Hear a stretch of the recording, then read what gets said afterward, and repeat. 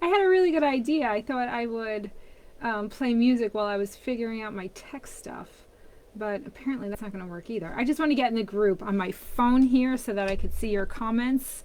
Um, Give me 1 second. I'll probably end up cutting this out. Okay, here I am. Okay, and I am live. All right, very good. Oh, hello, everyone. Welcome to the Live at 5. I did not advertise this one. I had a hell of a week. And normally I know what I'm going to do at the Live at 5 a week in advance. And it was an hour ago. And I didn't know what topic I was going to do. So then I just thought, I said, you know what? I've had such a hard time getting in the group this week to answer all the questions and to respond to people. So that's what I'm going to do today. There are so many great questions. And conversations. And I think Quinn said it best. He's like, I just love the beautiful conversations, that happen in this group so naturally, so organically. So if you have any questions that you haven't posted in the group that you think of now, hello, Claire. Thank you for saying hi. When you jump on, please say hi. It's so nice to know that you guys are on the other side of that camera. Hi, Sue. Thank you. If you have any questions while we're doing this Live at 5, feel free to post them in the thread and I'll get to them live, so that we can have a dialogue about it. Or if you're watching the recording or if you're watching it on YouTube, put it in the comments. I can still get back to you because I still get notified when the comments come in. So I just want to say congratulations to everybody. This Minding Your Soul group is such a safe place for everyone to be vulnerable and open and get really good information. I don't know about you, but I've been in a lot of MS groups over the years since I've been diagnosed. And so many of them are a place for people to complain and to, I hate to say it, but I think you all agree, to be a victim and have other people coddle that mentality. And in this group, there are no victims. We're all like, oh, we can heal. All right, how do we heal? What do you know? What do you know? What worked for you? Oh, that worked. Let me try that. And I don't understand how. Quinn, thank you so much for pointing that out. We actually hit 2,000 people in this group. And what Facebook does is it rounds up. So if you're thinking to yourself like I was, I'm like, oh, 2,000 people. I thought we were at that a couple months ago, but Facebook rounds up. Once you hit 1,500, it rounds up to 2,000. So when I saw 2K, and I actually checked, it was like 1,500 whatever. It was halfway there, which is still great. But there's just something about hitting that 2,000 number because we started with 2 people. This wasn't even not supposed to. I didn't have any plans for this group.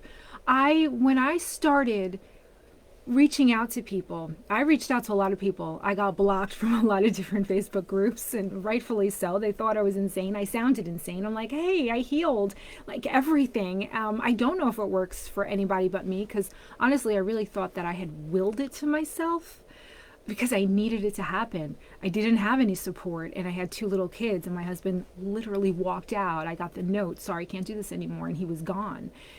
I had no support, so I had to figure out how to heal. Yes, it took me a really long time, but when I reached out to people and I said, I think this might work, they were like, yeah, you're insane. There is no cure for MS, and now we're kicking you out of the group. There were these 2 people who were like, yeah, you do sound insane, but you know what? I'm willing to try anything, and you do seem like, you have good intentions. So what we did was we talked every weekend.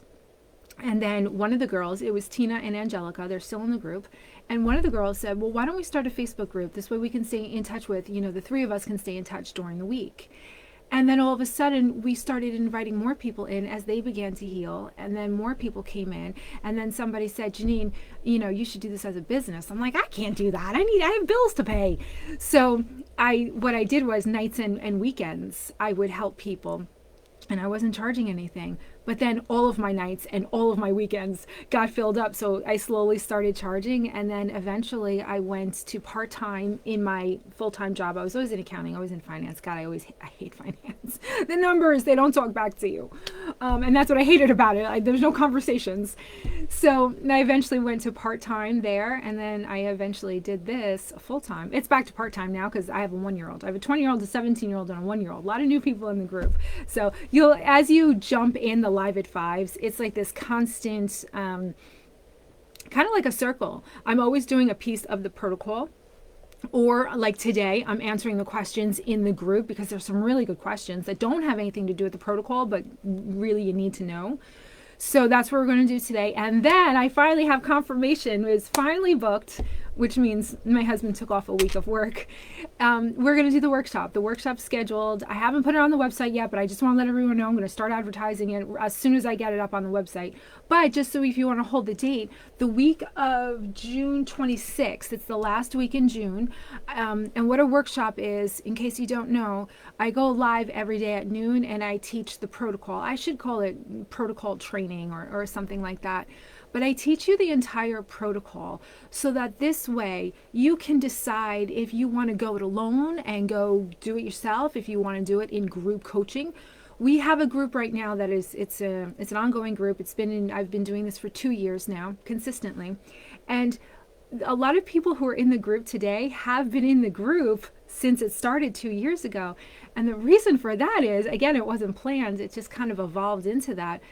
There's a 4-month coaching program that I open enrollment to at the end of every workshop. And I'll do the workshop like 3 times a year. When enrollment opens, you get into the group coaching program, and that's a 4-month program. At the end of the 4 months, the first time that I did it, I'm like, okay, the 4 months is over. And everyone was like, but we want to stay in. And I wasn't prepared for that. I'm like, okay, let me figure that out. So I kept it an ongoing group. We have a good group of 20, 25, it's revolving between 20 and 25 women. We get together Monday, Tuesday, Thursday. I do Mondays and Tuesdays, and then we have a revolving group, mostly Matt Rowe, Catherine Rose, Dee DeFata, mindset, vibrational healing. Sometimes we have guest speakers. We have a medium once. It was fun. So we do that Monday, Wednesday, and Thursday. So if that's something that sounds great to you, then enroll. That's awesome. But I do understand. I'm married to an introvert.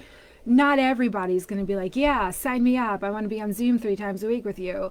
So that's why I offer the protocol training in the beginning and the live at 5s. There is something, though, about that group. There's something about it. It makes a huge difference. And we just got a great example of it this week. So in the group coaching, from the last time people signed up, there was a woman who last month said, Janine, I am so scared. I'm worse. I've been in this 2 months now, and I am worse. I've never had such bad pins and needles in my hands. I'm exhausted. I feel like, literally, she said, I feel like someone stuck a pin in me and took all of my energy out. And I felt the emotions coming up, and I was just very open with her. And I said, well, I hear this a lot. And I used to get so nervous. In the beginning, and I go, oh, I hope this works. Because I know that there's going to be a shift, and it's usually around week 8, 9, or 10, 11, 12, or 13, depending on how quickly you can get started doing all the things all the time, which is what we go through in the group coaching. So I said to her, I used to get so nervous when people would say that in this group, and I'd keep my fingers crossed, and I would like hold my breath for the next month. I knew it was coming, but I wasn't 100% sure. Now I'm 100% sure that everybody feels the shift in this group. Everybody does. I said, so I'm looking forward to, because we record all the coaching calls, they go into a private group. Only the members can see it, the clients.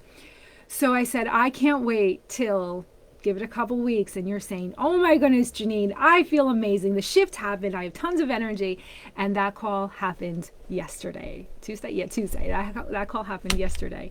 And I said, I told you this was the call. She's like, you did. I said, did you believe me? And she's like, I was hopeful. I was very hopeful, but I wasn't sure I was 100%, believing in what you said. So everyone experiences the shift. It's just understanding what you're feeling, because when she said a month ago, I feel worse. I feel like I'm having an exacerbation. Why is this happening? The symptoms of detoxing the Epstein Barr out of your body feels like an exacerbation. It feels like you're getting worse. So why wouldn't you think that you're getting worse? Why wouldn't that scare the shit out of you? When you're going through an exacerbation, what are you thinking? I'm never going to get better. Eventually, if you're walking right now, eventually I'm not going to be able to walk. I'm going to end up in a wheelchair if you're not already in one.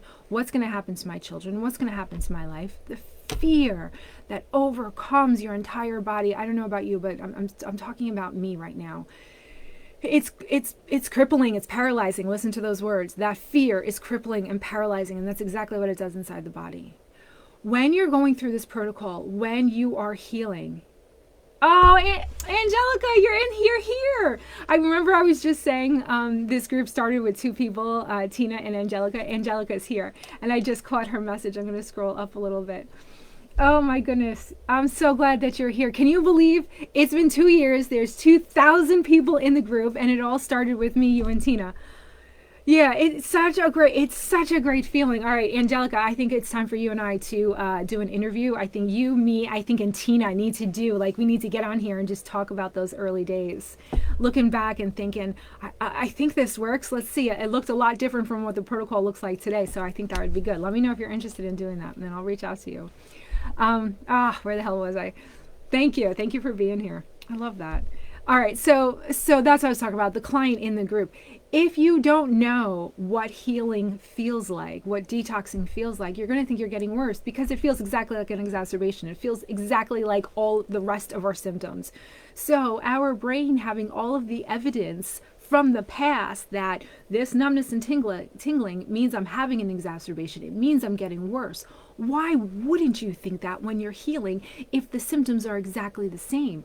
You know, this crazy chick on Facebook named Janine tells me that I'm healing, but I feel exactly like I did last time when I was getting worse. And the doctor said, oh, well, sorry, this is MS. I can't help you. This is just what you're going to have to go through. So my point is, everyone who goes through this protocol, everyone experiences that shift at week 8, 9, 10, 11, or 12, depending, but the shift always happens.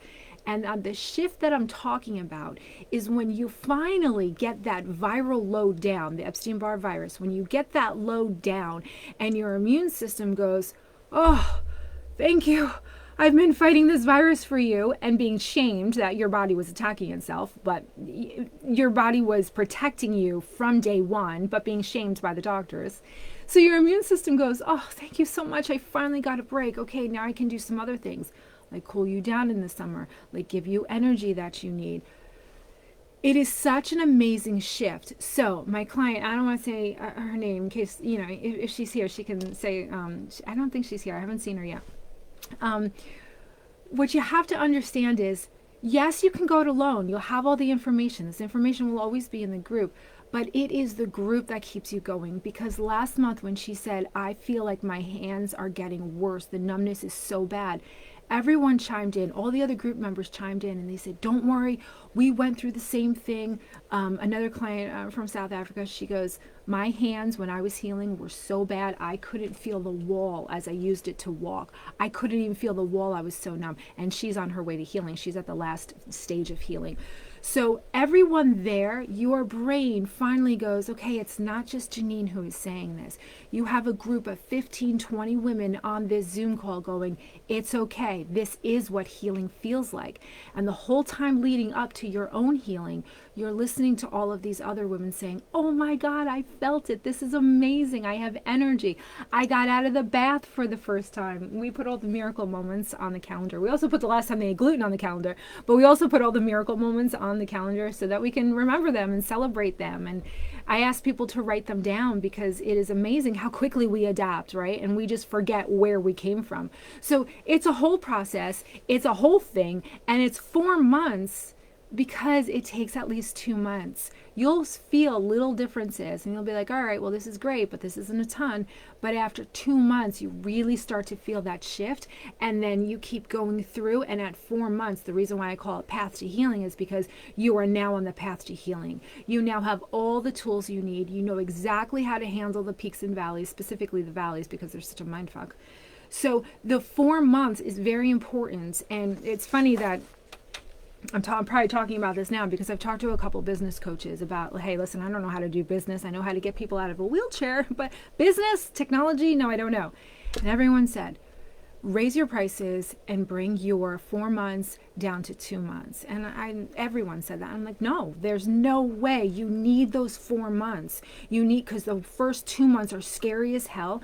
And then those next 2 months, you need to be prepared for when you go it alone after that. Or you can stay in the group. There are people who have been in the group for 2 years. So, all right, so that workshop, that protocol training is going to happen the last week in June. You can sign up for it. You can register for it. I'm going to ask you if you want to be a VIP. It doesn't cost any money. VIP is just, you know, my fancy way of saying, do you want a reminder? Because they have this little app called ManyChat. And all I know is how to program one thing to remind you 5 minutes before the workshop is starting. So if you want that, become a VIP. And then you'll also get on the email list so I can email you the recording, because who has an hour every single day to watch this? If you do, great. If you don't, I can email it to you. I'll talk more about that as in the coming month as they come. But today I wanted to address your questions because there's some really good ones in the group. And this week was so freaking insane and busy, coming off the weekend with my mother's birthday. We celebrated Mother's Day a week late, and I landscaped like crazy. I'm still sore from it because my daughter had prom and was taking pictures here. So of course, the whole thing had to be mulched out front. What a week. But anyway, it's all good. But that's the reason why I didn't advertise this live at 5, because I didn't know what the hell I was going to talk about up until like an hour ago. So here are some questions that were in the group that are absolutely great questions, and it was more than just a comment response, so that's why I wanted to bring it up here. One woman said, there is something that confused me. Since MS is a virus and it's not the immune system's fault, why then? Why, when I take something to enhance my immunity, I get tired? Like when I'm taking Shilajit, which I had to look that one up. That looks like an amazing supplement. I've never heard of it before, but I had to look it up to know how to pronounce it. Shilajit or matcha tea or any superfood, it knocks me down right away. Please give me an explanation. This is a great question because it doesn't freaking make sense unless you know what's going on inside of your body.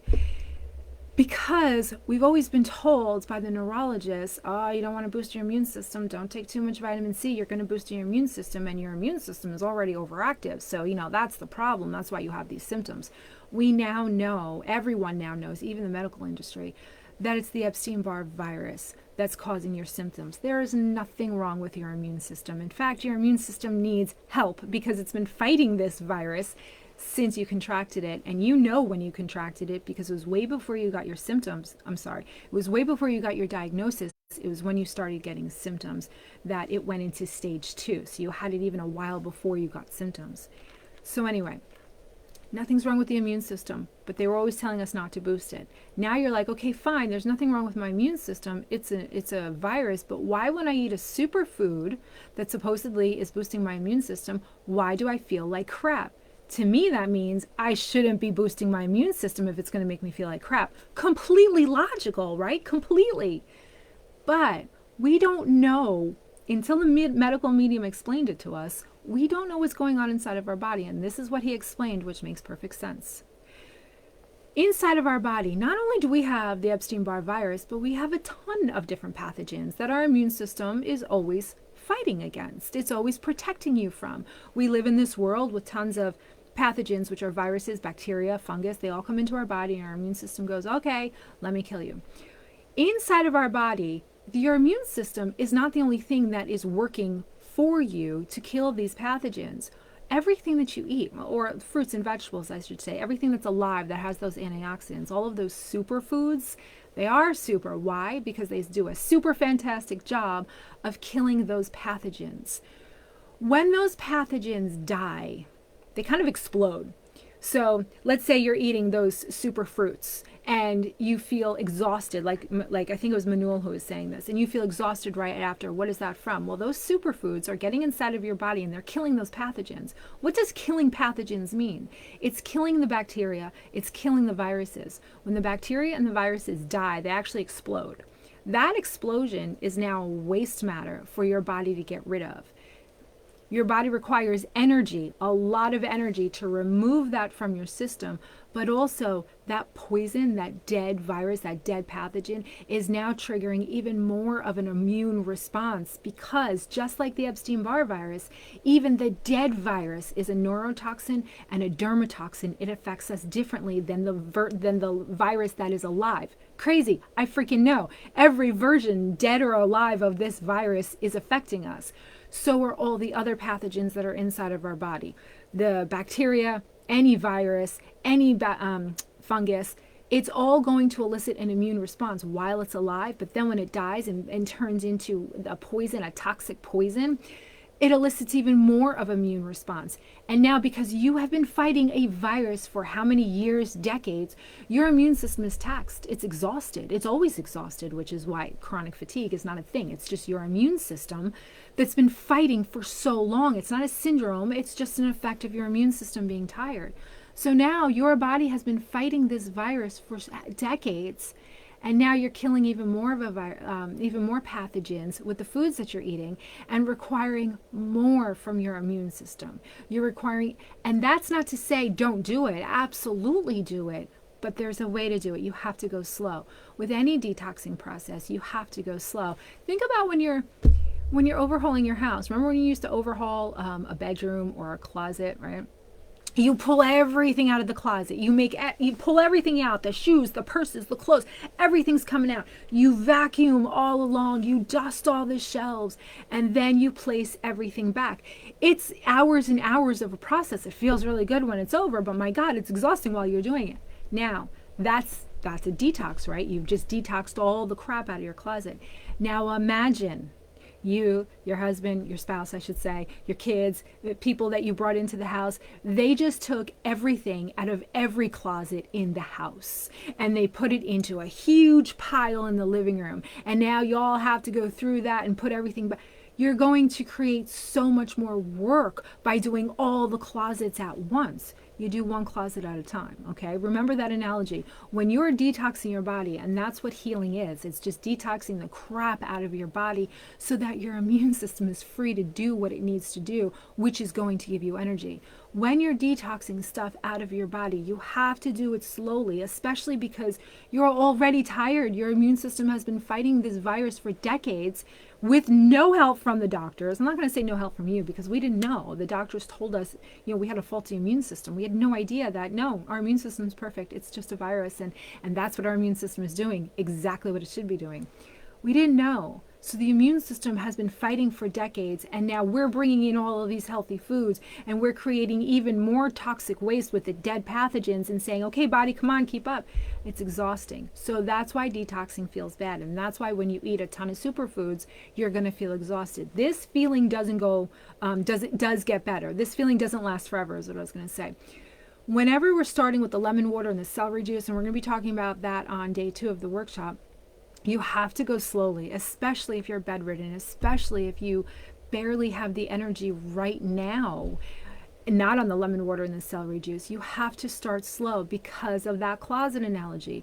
You don't want to take everything out of every single closet and throw it into a pile in your living room and then have like weeks worth of work to do. You're going to do one closet at a time. So you're going to start very slowly. So anytime you're starting something new, lemon water, celery juice, superfoods, fruits and vegetables, you're going to go slow and you're going to make this transition in evolution in your body. You're not going to say, okay, tomorrow all this shit's coming out of me, I'm going to do this. No, you're going to crash and burn.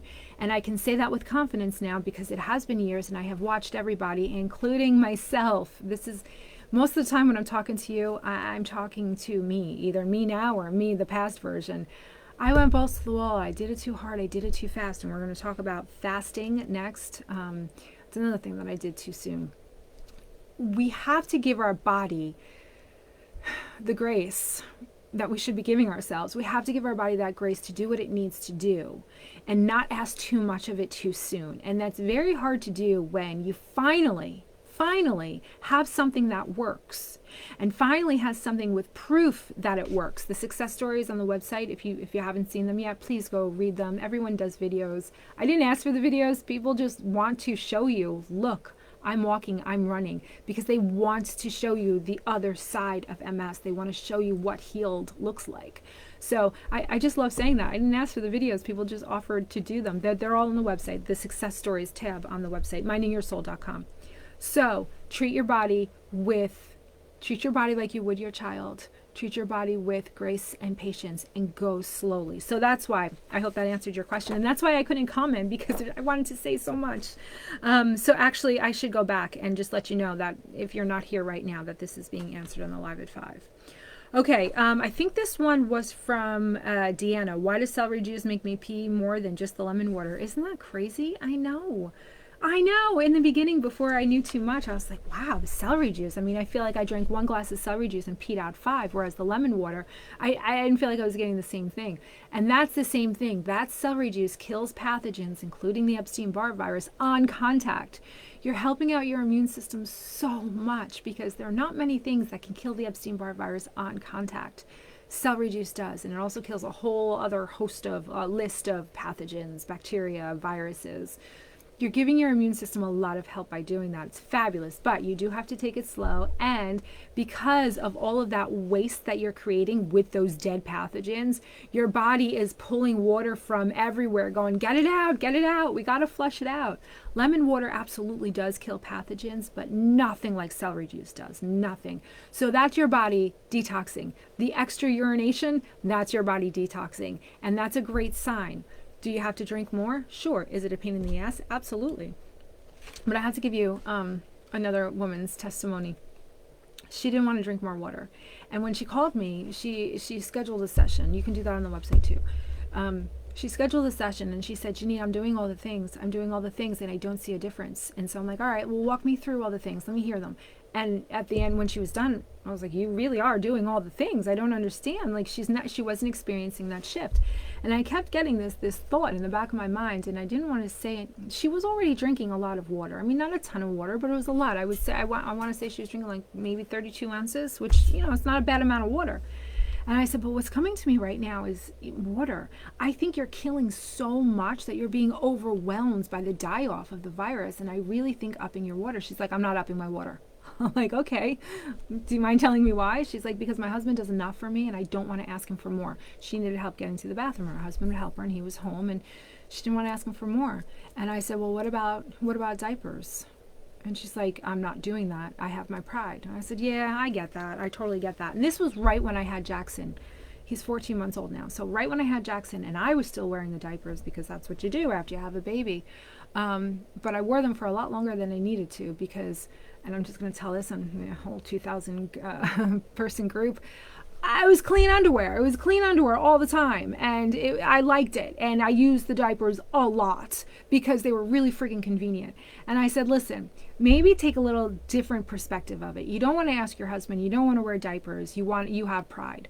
All right, but where's your pride getting you? What if this is the thing that would work? What if you just ordered a couple cases? I'll send you the link, the Amazon link to mine, the ones that I wear. You can't see them. I wear black leggings all the time. I literally live in them because that's all that fits me.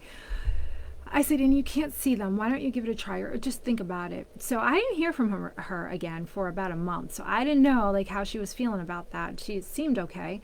A month later, she gets in the group where she schedules another thing and she goes, Janine, oh my God. She goes, that was the difference. She's like, I'm now in the MS gym. I move every day. I feel amazing. She's like, and I cannot believe it was something as simple as water.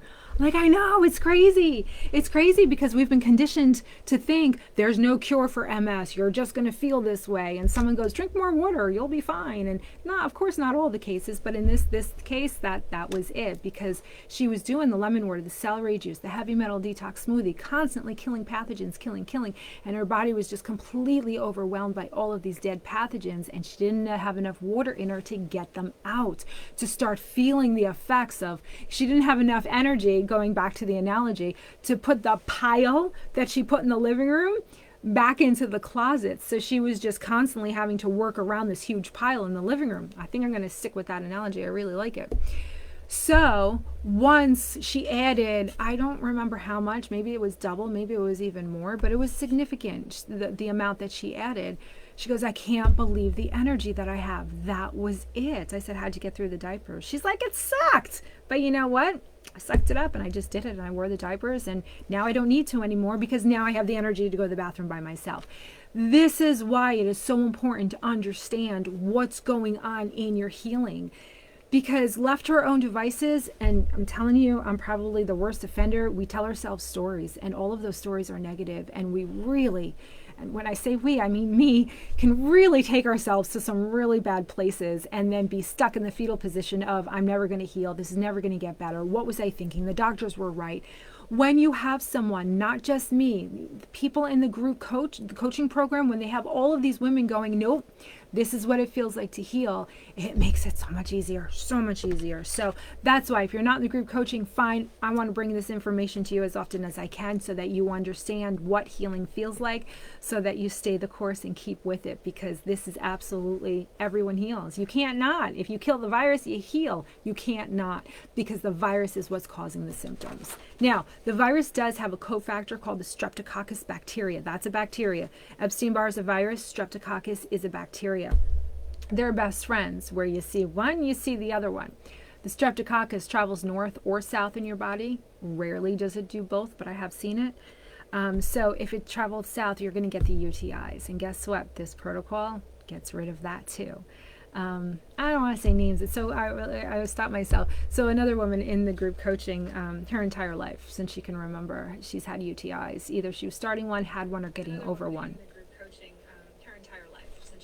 My phone, like the sound just went on. That's so weird. All right, hold on, I'll lower it. So she's been in the program for over a year, I want to say from the beginning, and she was one of those women who was like, you know what, I don't believe in the whole gluten-free thing. I'm Italian, I'm just going to do the protocol, but I'm not doing the gluten-free. As soon as she went gluten-free and she killed the rest of it, the streptococcus started leaving her body, and now 2 years, I think we just hit the 2-year mark.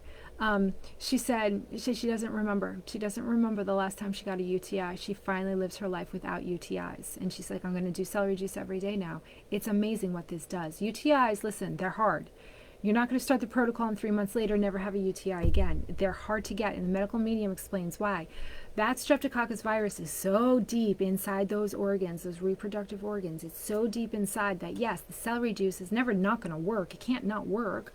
But the celery juice takes so much time to get through the body and through the organs, and usually the reproductive system, the streptococcus is so deep inside that that's one of the last things to heal. So I don't want to give you false hope and be like, oh, drink a glass of celery juice, you'll never get a UTI again. No, not at all. But if you stay consistent with it, I don't know if it's going to take 6 months or a year. I don't think it's going to take more than a year, depending on how consistent you are. But again, I don't know. Everyone's different. And a lot of people do ask me questions like, well, Janine, how long do you think it's going to take for me? And I have learned not to answer that question because everyone is different. Sometimes when I say 6 months, it's quicker. Sometimes when I say a year, it's quicker, and vice versa. Sometimes it's longer than what I think. So I don't answer that question. But what I can say with confidence is that everybody does heal, because the body, if you're alive, the body's always healing, always. Think about it. You think, well, I got a paper cut. Of course I'm going to heal from it. Everyone heals from paper cuts. It's the same thing inside your body. Your body is constantly regenerating cells and constantly duplicating itself. And it wants to duplicate healthy cells, and it's always going to be in a healing process. We just have to remove the blocks. We just have to remove the pathogens that are blocking the healing. Just like with mental health, right? Everything we want, we can have. We can have happiness and peace and love. We can have all that. We just have to remove the blocks that's preventing us from feeling it. The stories that we've told ourselves, or the stories that have been shoved down our throats since childhood that we're not even aware of, that is running in the subconscious. Healing, whether we're talking about the physical level or we're talking about the emotional level, is all about removing the blocks, whether they're the emotional subconscious blocks or whether they're the blocks from the Epstein-Barr virus and other pathogens. That's why in the Path to Healing and the group coaching, the mindset is just as important as what you eat. You can't have one without. You can't heal doing one and not the other one. And one is not more important than the other one. Matt Rowe, hopefully, he's been part of this group for over a year now. Hopefully, he'll always be part of the group. His mindset work is so important, and it's just as important as what you put in your body: celery juice, lemon water, heavy metal detox smoothie. The mindset is just as important. It has to go hand in hand, because you can't heal anything unless you address both of those, the body and the mind. They work together. Okay, next question from Caroline Carrera. Does anyone have any advice on fasting for MS? I've been watching videos on YouTube, etc., and see that it does wonders for every other illness. Not heard them mention MS, though. Has anyone had experience of doing this, and did they feel better with a 3-day fast, etc., maybe just water? Speaking of water. Okay, I do have experience with fasting, and I do have MS. However, it's not part of the Path to Healing protocol for a reason. I will work with somebody and help them through a fast and promote the benefits of it, because I do it a couple times a year. But I don't do it in the beginning of this protocol while you're still healing from symptoms. Once your symptoms are pretty much gone, and maybe you're still dealing with some numbness and tingling, but you're walking, you've got your energy all day long, that's when I would recommend a fast. And I work with people who are just starting their healing process and just getting on the path to healing, hence the name of the program. So Fasting is great. Fasting is one of the few ways to get your body into that autophagy phase. And that autophagy phase is like, picture a switch inside your body. And I know this sounds awful. It's a switch inside your body that goes, holy shit, we're going to die. Release all the things that we don't need. It's like, I was watching this movie with pirates and they had water coming in the boat. And they said, release all the cargo, all the shit that they didn't need. That's exactly what autophagy is. It kind of like cleans up the body and says, oh, we don't need this and we don't need this and get rid of that. My God, we have to be as efficient as possible. And that autophagy really accelerates healing because your body feels like it's going to die because you haven't eaten anything. Now, you don't actually feel like you're going to die. It's not terrible, but it does take an enormous amount of energy for your body to go into autophagy. So I think I did my first fast after I was healed. I was down for a week. I was exhausted. And I will only do a 2-day fast. And I do it using, I used to sell isogenics back in the day when I was in finance. I had a side hustle and I really liked their is it Cleanse to Heal? I think it's Cleanse to Heal. Oh, their juice, see that juice where you drink the 4 ounces every 4 hours. So it wasn't just water, it was that juice. You drink 4 ounces every 4 hours, 4 times a day for 2 days, and that's all you eat. They did have like these little chocolate snacks, but I didn't do those. It just sounded weird. I'm fasting while I'm eating chocolate. Anyway, so yeah, fasting is fabulous. And I know people on here are going to hear that and say, oh, okay, well, Janine healed from MS and Janine promotes fasting, so let me do it. I do not recommend, until you have gotten rid of 80-90% of your symptoms, I do not recommend fasting because it is so hard on your body. I feel like I have done every kind of cleanse, fast. So I did a vitamin C flush. And it was after I was walking. I thought I was healed. There was just so much more going on in my body that I hadn't discovered yet, but I was still feeling the fatigue. I was still getting dizzy at the end of the day. And I thought, all right, let me do a vitamin C flush. And that's where you take a little bit of buffered, powdered vitamin C every 20 minutes until you overdose on it.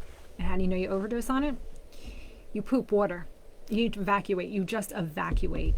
And so my ex-husband had done it, and he said, oh my God, it was great. I felt great the next day. And I was like, oh wow, all right, I'm going to try this. How bad could it be? It's vitamin C.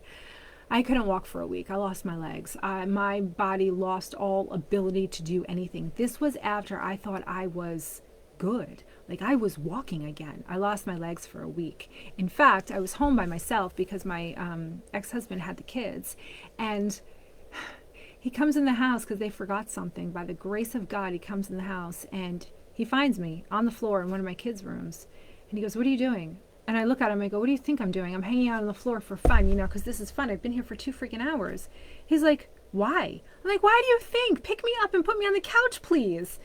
I said, and go get my cell phone. I have to call Amanda. I need help. So he picks me up. He puts me on the couch. I call my girlfriend. She comes over. She helps me for a couple days.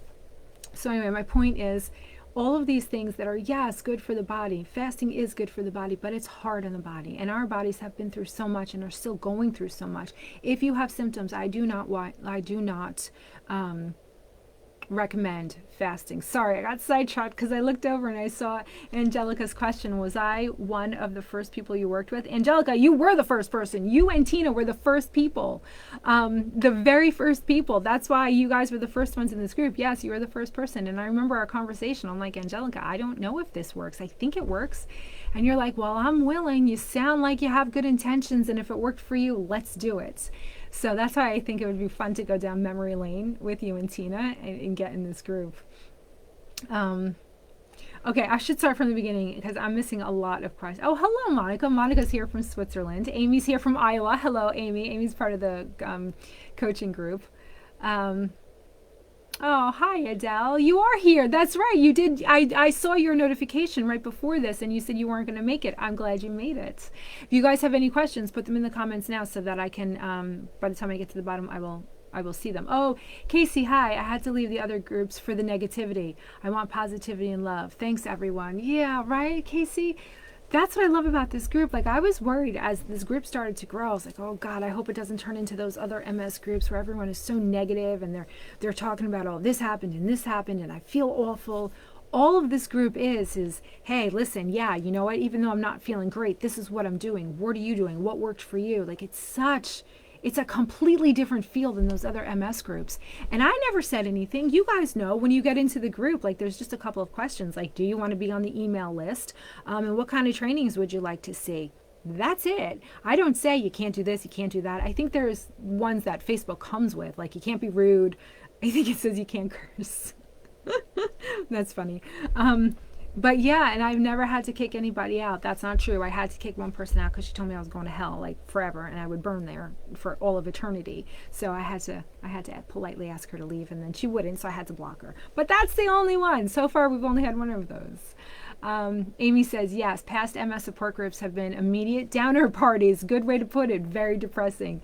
So glad to have this group in the community. It's all its positivity, right? Every time I go into this group, every time, and I go in a lot, and I try to look for I try to see everyone's comments, and I know I miss some, and I appreciate you guys tagging me because the group is getting big. It's always positive. It's always so sweet, and there are great conversations, and I love diving into the conversations, and yeah, Angelica, you were. She goes, oh my God, I was? Yeah, you absolutely were. I can't believe you don't remember that. Or maybe I don't know. Maybe I didn't tell you that. I think I did though. Oh, hey Maureen, how are you? Devora, is it okay to use Wyman's wild blueberries that are not organic? You know what? Wyman's is organic, even though it doesn't say it's organic.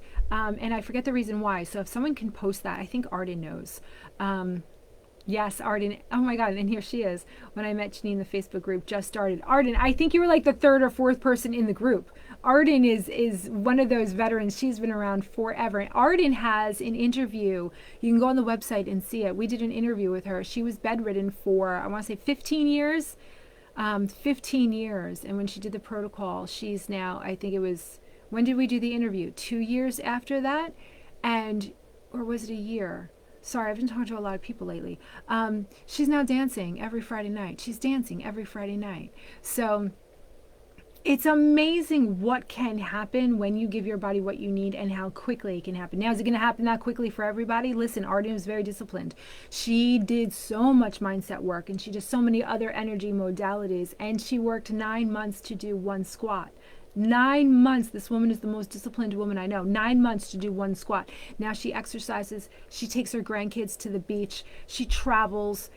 And she was bedridden for 15 years. So if you're questioning, can I heal? Yes, everybody heals. Everyone's on a different timeline, but everybody heals, depending on how consistent you are, not how quickly you do it. You have to remember, you can't go faster to heal faster. It doesn't work that way, unfortunately. I always thought, well, I'm just going to do more and then I'll heal faster. Unfortunately, the body is on its own timeline, and it likes nice, gentle evolution, like nice, gentle transitions. You can't do anything fast when you're asking the body to heal itself naturally. You have to remember that. It's not like you have a headache, you take a Tylenol, the headache's gone in 20 minutes. No, in your bodies, the way your body wants to do it, right? You have a headache, you drink a ton of water, and 2 days later your headache is gone. That's how the body heals.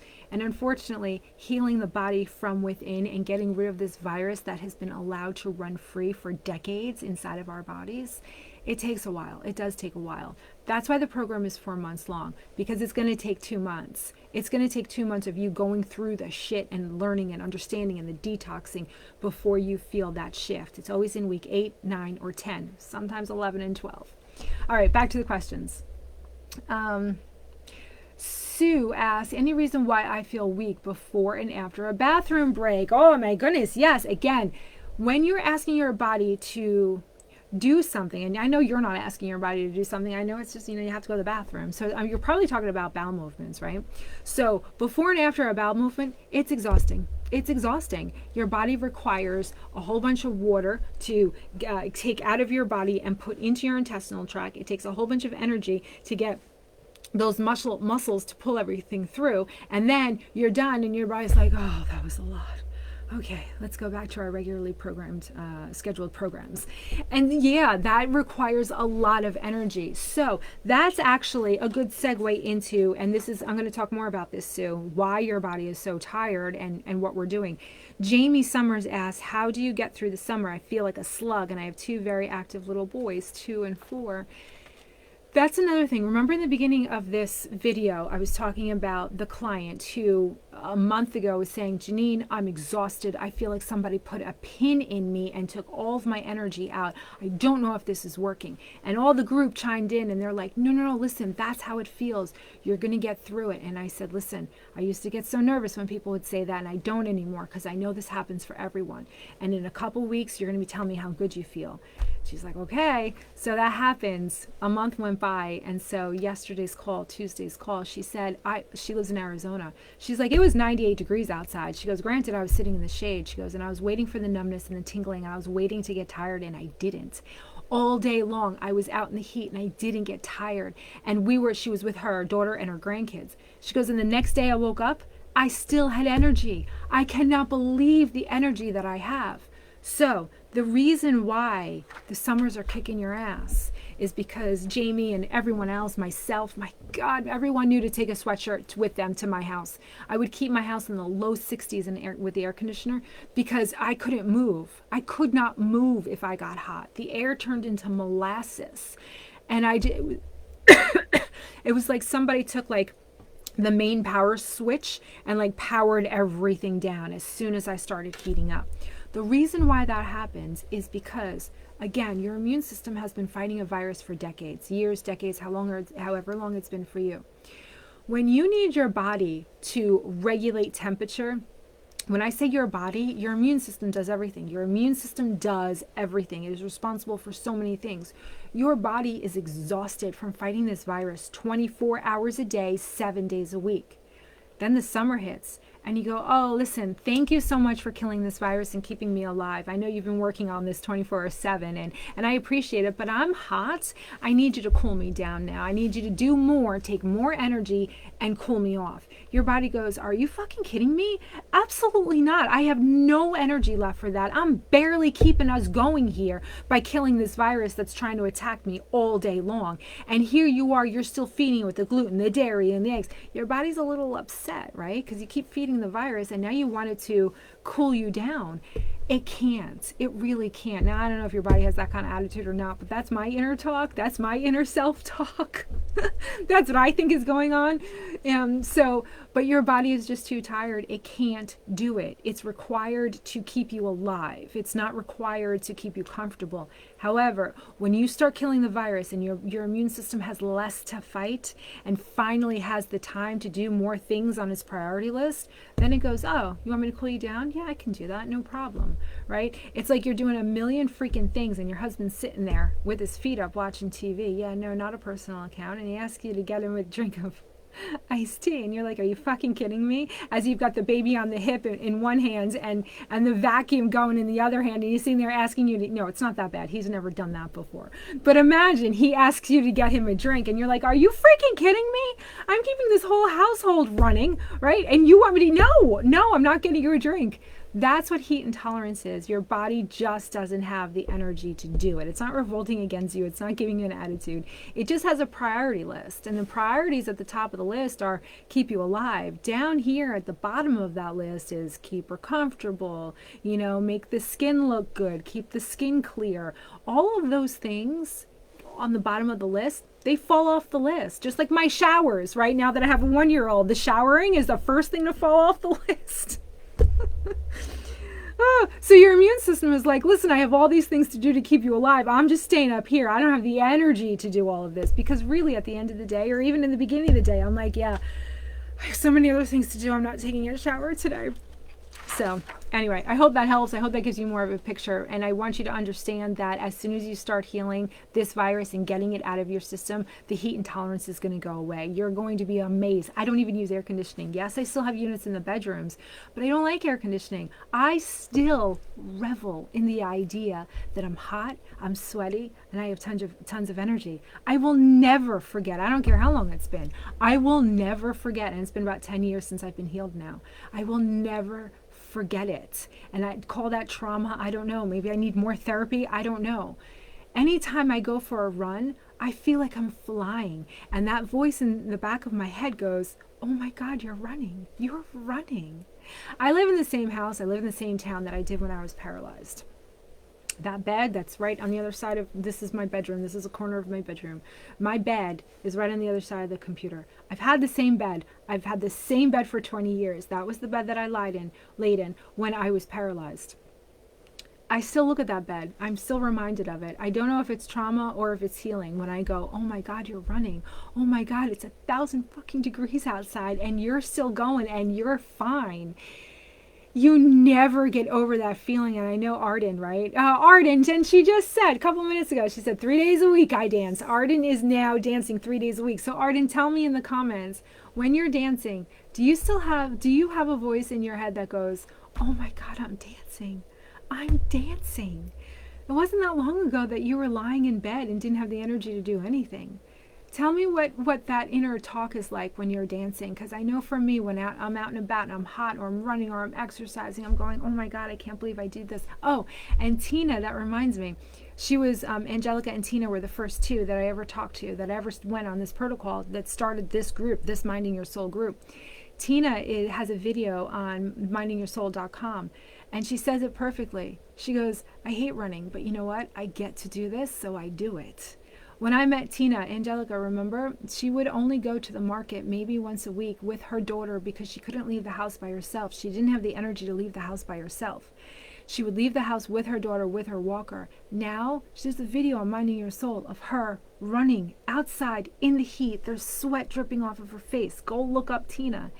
Everybody heals, but you have to understand what healing looks like. Angelica, if you want to chime in. Healing, my God, Angelica, remember when I met you in the headaches? My God, healing takes a long time. But as long as you know how to translate what your body is telling you, then the inner talk changes, and it changes from, oh my God, you're getting worse, to, oh, this is what everyone said healing feels like. This is what's going on inside of my body. Yeah, I'm doing it. I'm actually doing it. Arden says, okay, deep inside, I have that feeling of, I'm moving. I know that, oh God, I know that voice. I'm moving. People say I look so happy. I dance with my eyes closed. Oh my God, Arden, I got that picture.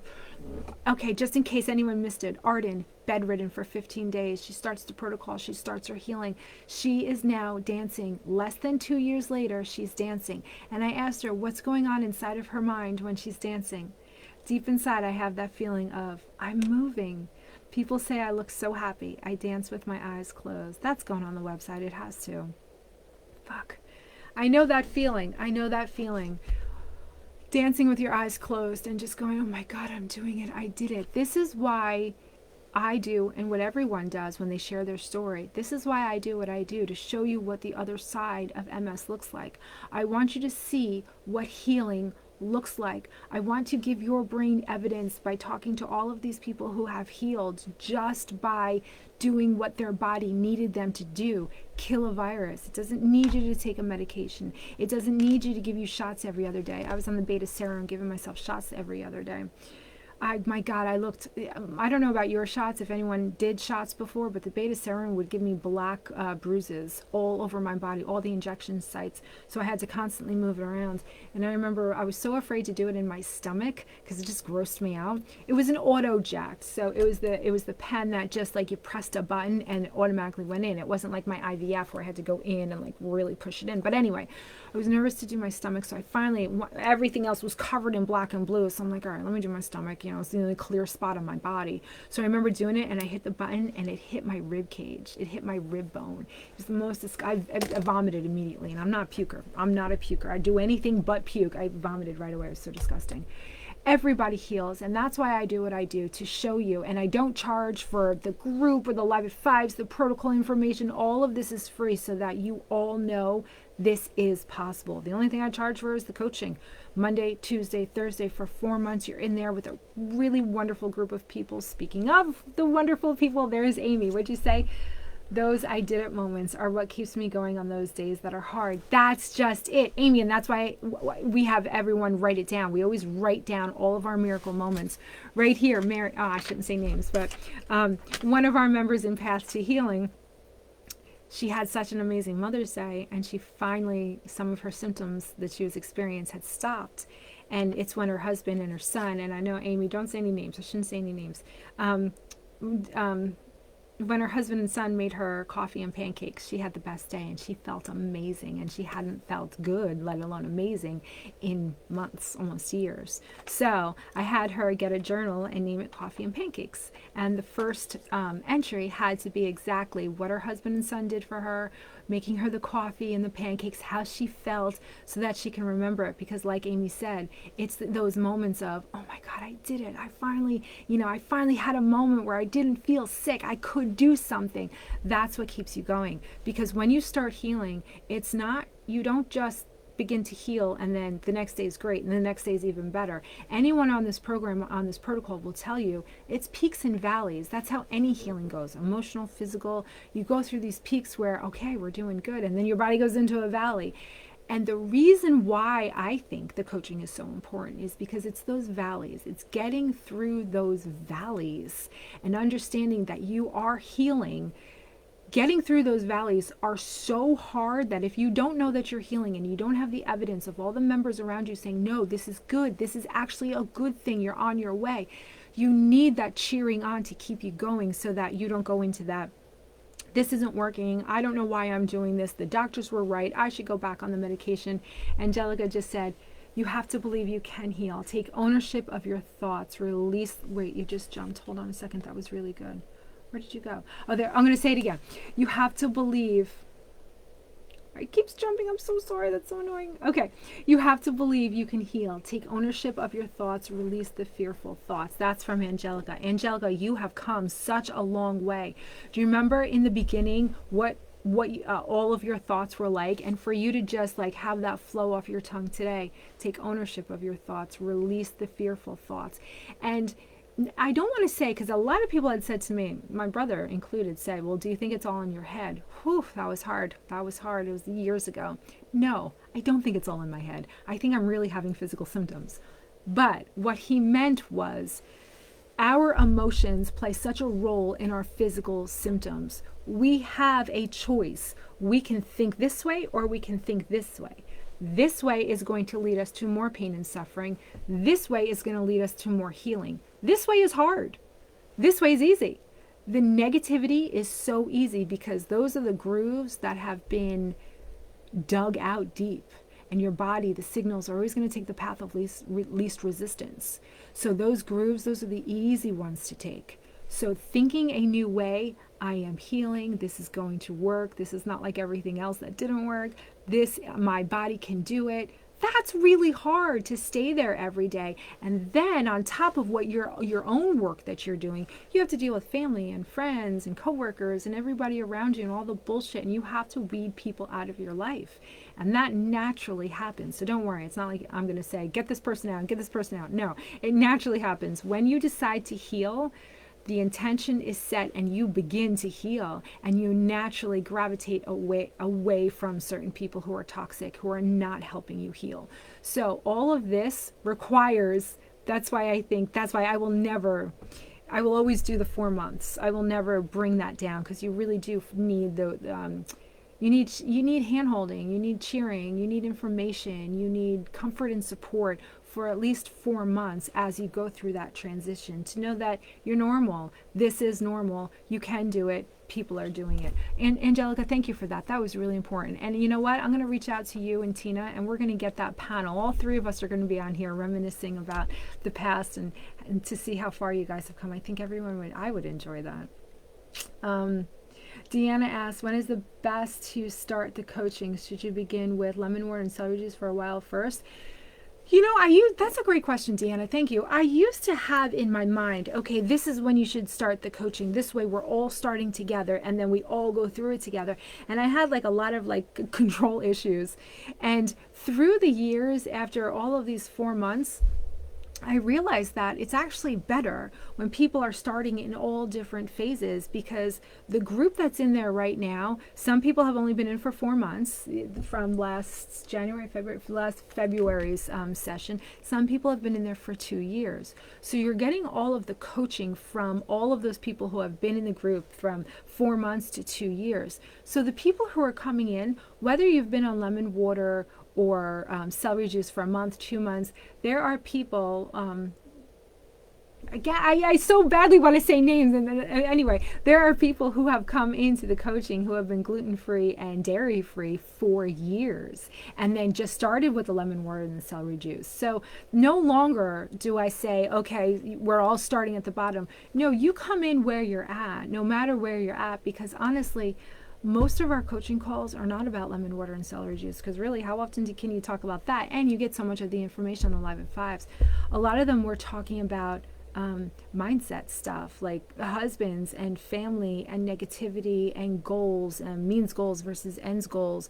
We're talking about meditations that have worked. We're talking about, what happened the day before, the weekend before. Oh, this one felt good. Why did you feel good? Wait, it really is picture. I always have my coffee, right? Because it's 3:00 on Eastern time. So it's always a coffee time.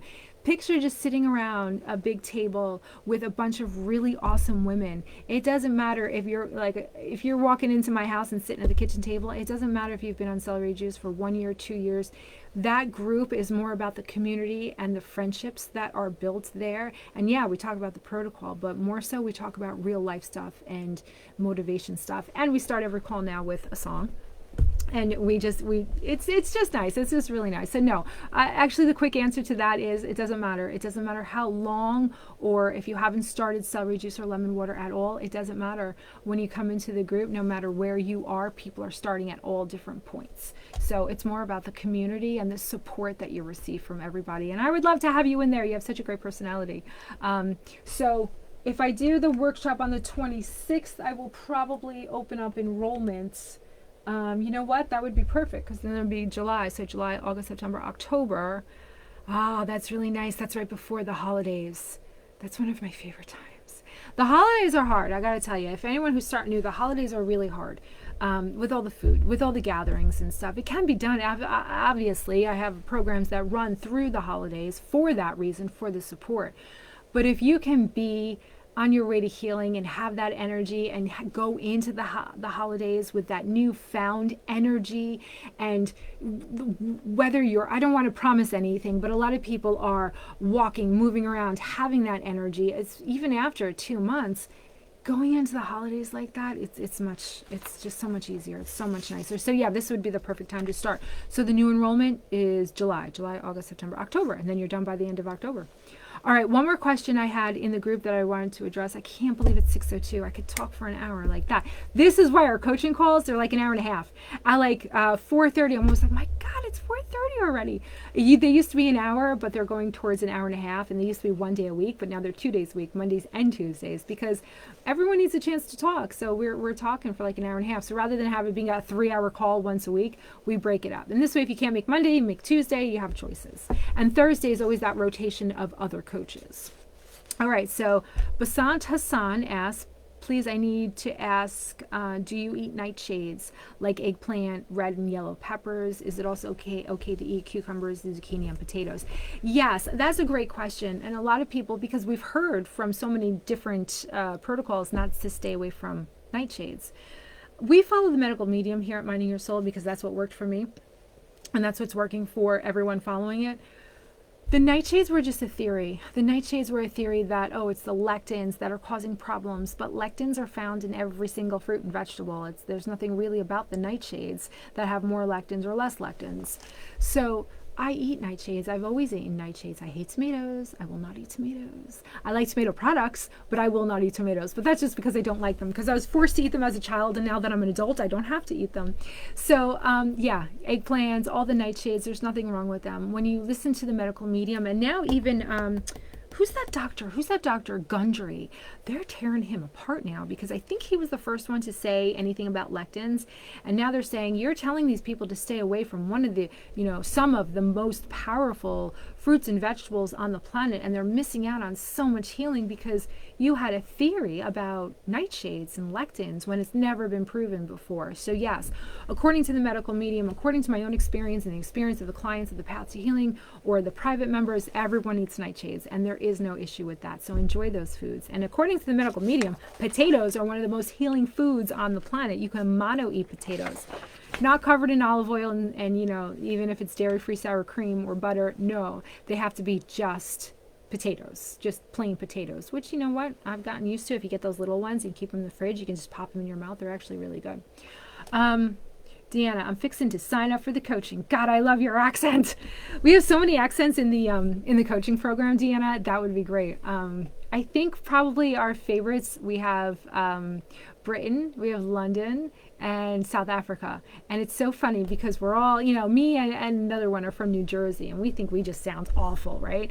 And then South Africa chimes in. She's like, no, I think we sound awful as well. I'm like, really? You can't even say that with a straight face.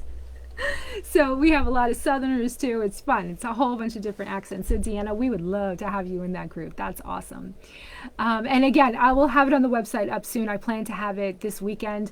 I thought I would do it last weekend because my husband took Jackson out to his parents in Pennsylvania for 2 days. I was like, this is it. I'm going to get everything on the website. It's all going to be done. No, Julie's prom was Friday. And so she wanted to take pictures here. So I got into landscaping and flowers and everything. And that was my weekend. So this weekend, high hopes this weekend. But as soon as it's done, as long as I have your email, you'll get a notification for it. It's in the group anyway, so you don't have to worry about it. It's not like you're going to miss it. I'll do the events. It's just nice when you're on the email list because then you get those workshop videos emailed to you. And yeah, you don't have to sit through the whole, sometimes they're like 2 hours. And they start at noon. They're not at 5 o'clock. They start at noon, Monday through Friday, the last week in June. I think my throat is telling me that I should be done. I just want to go through some more comments. Arden said, did you have the live at 5 last week? I still had the question about if we get exposed to a small amount of gluten. God darn it. I was supposed to add that to this list. I'm so sorry. Arden, great question. I didn't do the live at 5 last week at all. If you want, though, there is that free salads and dressings. We also have a cooking demo, a gluten-free cooking expert in that Path to Healing program, and I felt really guilty about not doing the live at 5 last week, so I took one of the recordings from our Thursdays and put it in the group. So that's what Arden's talking about. So Arden asked, if we get exposed to a small amount of gluten, do we need to do the whole process? All right, here's my theory, and again, I'm not a doctor or anything, but here's my theory on gluten. See this calendar? We mark down the miracle moments. We do that. But we also mark down the last time somebody ate gluten. And this is for the Path to Healing clients. We keep it right here. It's right here. We can always refer back to it.